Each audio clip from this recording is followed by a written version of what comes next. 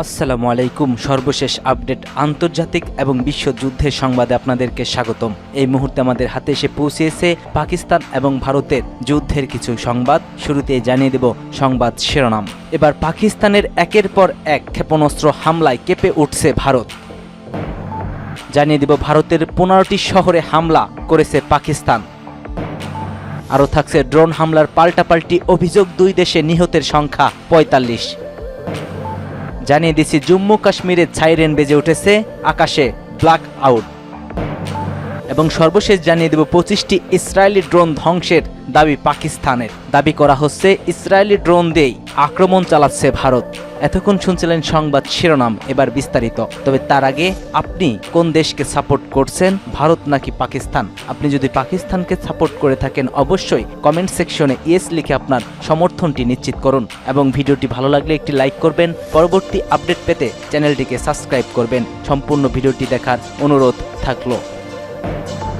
এবার পাল্টা হামলা শুরু করেছে পাকিস্তান। রাতে পরপর বিস্ফোরণে কেঁপে উঠেছে ভারত। আখনুর সাম্বার মতো জায়গায় বাজছে সাইরেন। আন্তর্জাতিক সীমান্ত অতিক্রম করে একাধিক রকেট ছুড়ে উড়ে এসেছে ভারতীয় সীমানায়।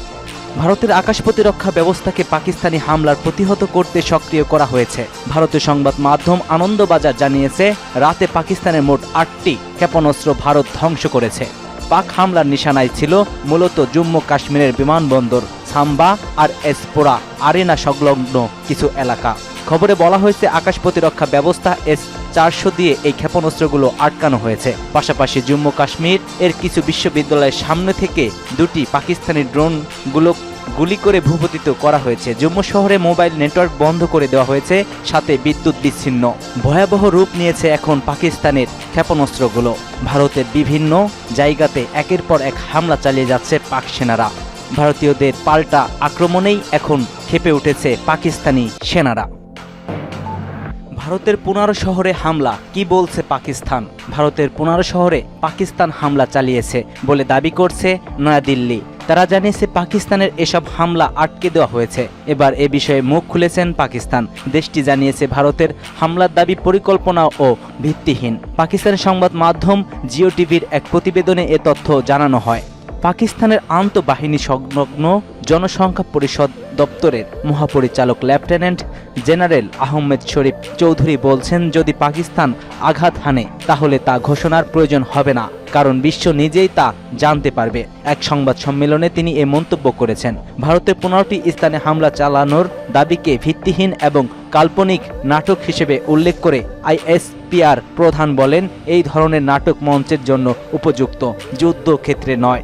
ভারতীয় সংবাদ মাধ্যমে সেনাবাহিনী এবং সরকারি কি 18 শতকে বাস করেছে, তারা কখনোই কি থিয়েটার এবং সিনেমার থেকে বাস্তবে ফিরে আসবে না।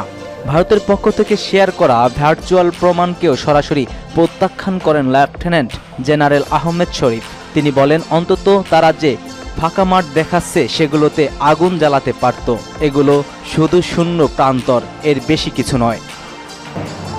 ড্রোন হামলার পাল্টাপাল্টি অভিযোগ, ভারত এবং পাকিস্তানের দুই দেশের নিহতের সংখ্যা 45।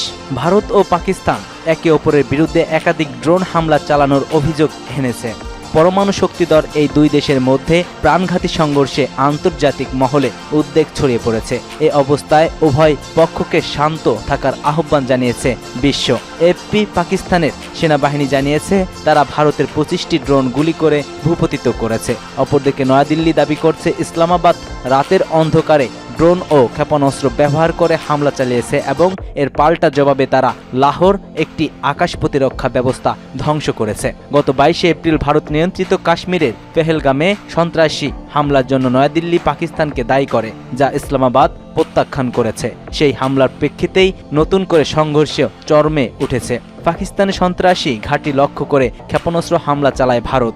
এর জবাবে এখনো দৃশ্যমান কোনো পদক্ষেপ নেয়নি ইসলামাবাদ। তবে কাশ্মীর সীমান্তে দুদেশের মধ্যে গোলাগুলি চলমান, এতে অনেক হতাহতের খবর পাওয়া গেছে। দুদেশের মধ্যে সংঘর্ষে এখন পর্যন্ত নিহতের সংখ্যা দাঁড়িয়েছে 45।